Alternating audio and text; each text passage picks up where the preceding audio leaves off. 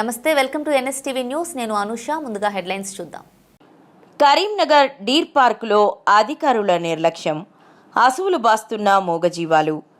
కరీంనగర్ జిల్లా కేంద్రంలోని జింకల పార్క్ నిరంతరం పర్యాటకులతో నిండుకుండలా ఉంటుంది. కానీ ఇక్కడి అధికారుల పర్యవేక్షణ లోపం వల్ల వేసవి తాపానికి తాళలేక మూగజీవాల ప్రాణాలు గాల్లో కలుస్తున్నాయి.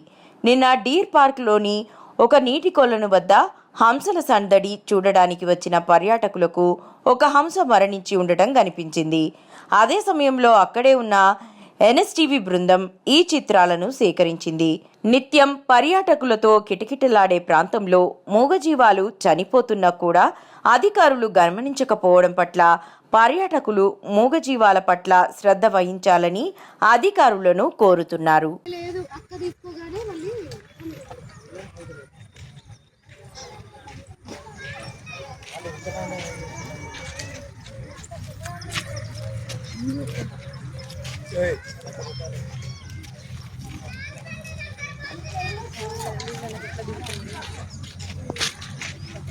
వైర్లు ముట్టని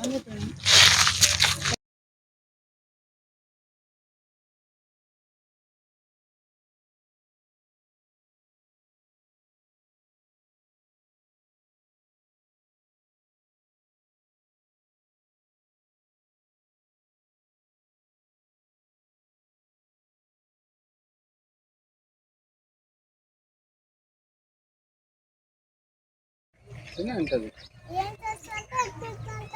అందరూ స్విమ్ చేస్తుంటారు కదా, ఎట్లా అంటారు.